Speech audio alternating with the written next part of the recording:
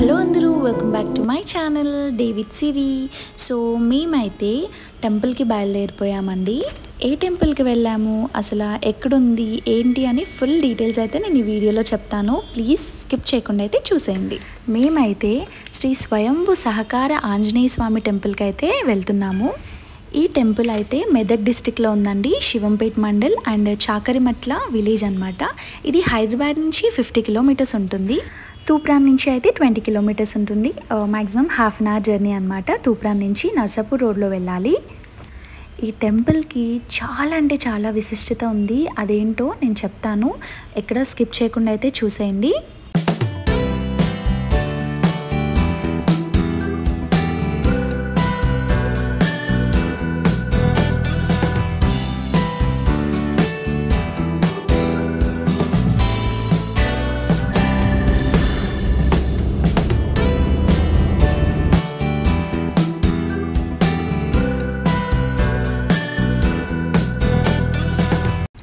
Main thing ఏంటంటే చుట్టుపక్కల మొత్తం అరణ్యమే అండి. అదే అండి అడవిలో ఉంటుంది ఈ టెంపుల్.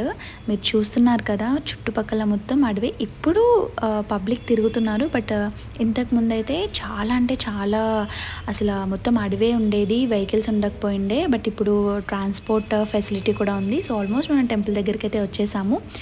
చూస్తున్నారు కదా, మనం టెంపుల్ దగ్గరికి అయితే వచ్చేసాము. సో మేము మేము ఫస్ట్ టైం వెళ్ళామన్నమాట. సో మాకు అర్థం కాలేదు రూట్. సో మళ్ళీ కొంచెం ముందుకు వెళ్ళి మళ్ళీ వెనక్కి వెళ్ళి పార్కింగ్ అయితే పెట్టాము. సో ఫుల్ ఎండలు అండ్ కన్స్ట్రక్షన్ అయితే చాలా బాగుంది. ఇక్కడ మనకి లోటస్ లాగా అనిపిస్తుంది కదా, ఇది సత్యనారాయణ వ్రతం చేస్తారంట ఇందులో. సో ఫస్ట్ అయితే కాలు కడుక్కొని మనం టెంపుల్లోకి అయితే వెళ్ళిపోదాం.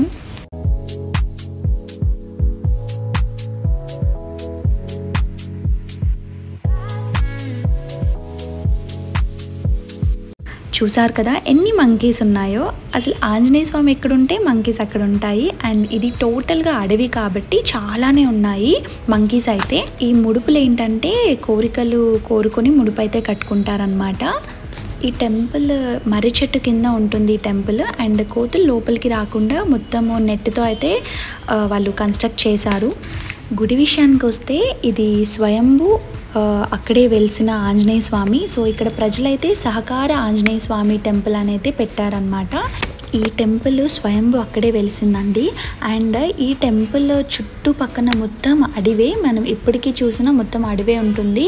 అండ్ అప్పట్లో మునులు ఋషులు వీళ్ళన్నమాట ఇక్కడ ధ్యానం చేసేవాళ్ళంట. వీళ్ళు ఆ స్వామిని కూడా వీళ్ళే చూసారనమాట. మనం ఏ కోరిక కోరినా నెరవేర్చే స్వామి ఈ ఆంజనేయ స్వామి అండి. అండ్ ట్యూస్డే సాటర్డే అయితే పబ్లిక్ చాలామంది ఉంటారు. అలానే మేము కాసేపు టెంపుల్లో కూర్చున్నాము. ఎప్పటి నుంచో అనుకున్నాను ఈ టెంపుల్కి వెళ్ళాలి అని, కానీ మనం అనుకుంటే జరిగిపోదు కదా, ఆ దేవుడు పిలిస్తేనే వెళ్ళగలుగుతాం. దేవుడు పిలిచాడనేసి ఈ టెంపుల్కి అయితే వెళ్ళాము. దర్శనం బాగా జరిగింది.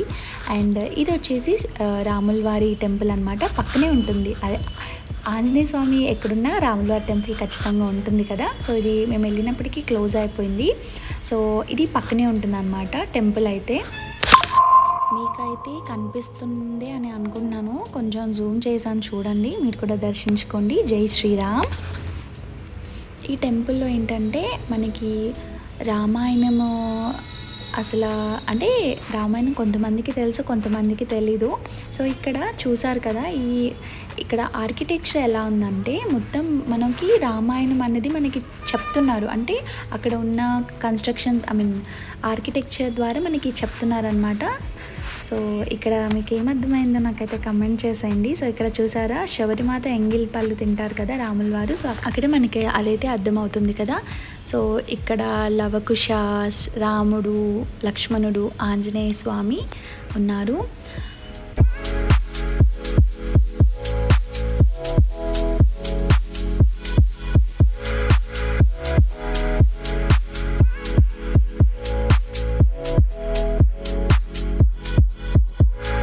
ఇక్కడ వ్రతాలు అయితే జరుగుతాయి, శ్రీ సత్యనారాయణ స్వామి వ్రతాలు అయితే జరుగుతాయండి.